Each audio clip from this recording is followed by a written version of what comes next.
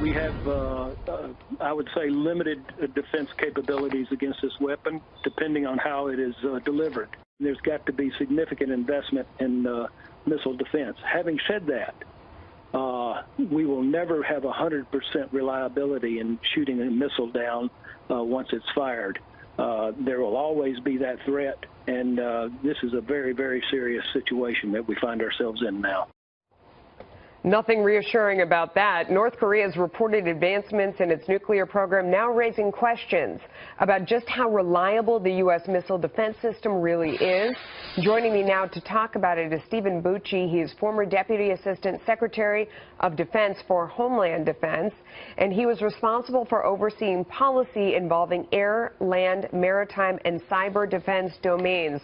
So you're the right guy to have on and assess that statement that you heard just before you. How ready are we to defend against an attack like this? Well, we're actually more ready than we've ever been before, particularly for an opponent like North Korea, who has a limited number of missiles. We really couldn't do much against Russia or China, who have hundreds and hundreds of them.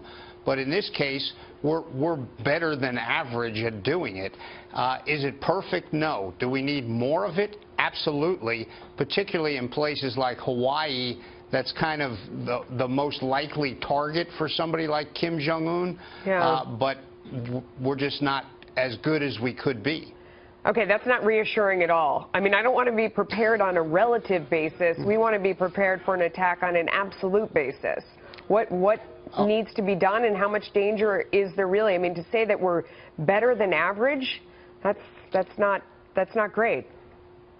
A lot of people will quote you numbers. Well, you know, that we only hit about 50% of the ones we test. It's actually more like 60 to 65.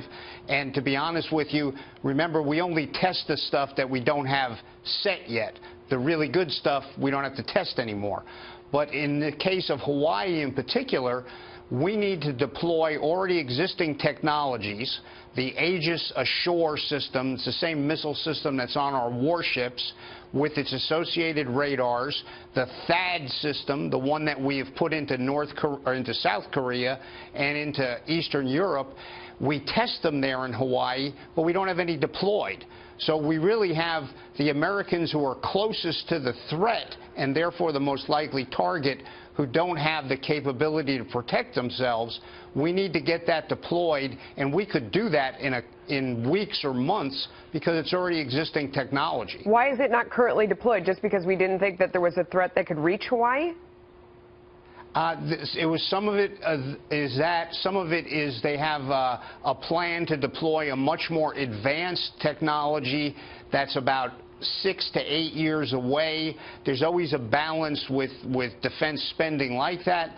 But in this case, given the newest information on North Korea, it's really imperative that we deploy that existing technology as soon as possible, if not today, to protect those American citizens. I've read different articles about, you know, people from Lockheed Martin being quoted as saying there's a scramble that's going on around the world right now of people trying to collect defense weapons. Do you think that's true? And who would that be? Is that Japan? Who else is trying to get prepared for this?